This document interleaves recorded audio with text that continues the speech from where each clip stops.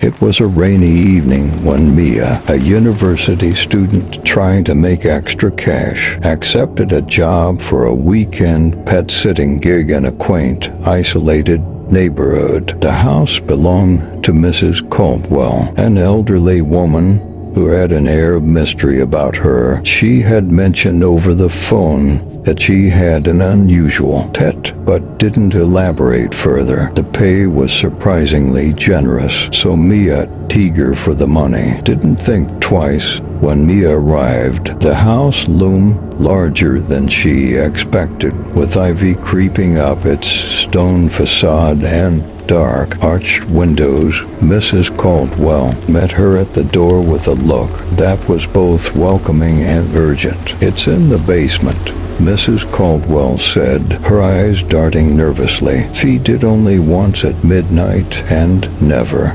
ever open the door if it cries. A shiver ran down Mia's spine at the old woman's stern warning, but she forced a smile and nodded. Once Mrs. Caldwell left, the house settled into an eerie quiet, interrupted only by the distant patter of rain. Mia decided to explore the house, finding old portraits of people whose eyes seemed to follow her as she moved. There was no pet bowl or leash to be found. When midnight approached, she mustered the courage to descend into the basement with a small dish of raw meat.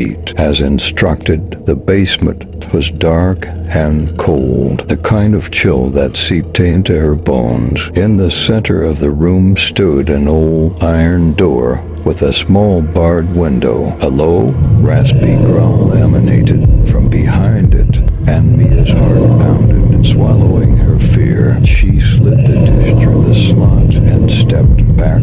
Quickly, the growl stopped. Moments passed, and Mia felt relief wash over her. But then the crying began. It was soft at first, a pitiful whimper that grew into the sound of a baby sobbing. Mia's heart ached, and she felt the urge to comfort whatever was behind the door. But Mrs. Caldwell's warning echoed in her mind. Hours crawled by, the crying persisting until it felt like nails scraping her sanity. Suddenly, the crying turned into laughter, deep, mocking cackle. Mia froze as a voice whispered her name from the other side of the door. Her blood ran cold. Panic-stricken, Mia backed up the stairs, but a soft scratching came from the door behind her. She turned to see it swing open, revealing the true horror.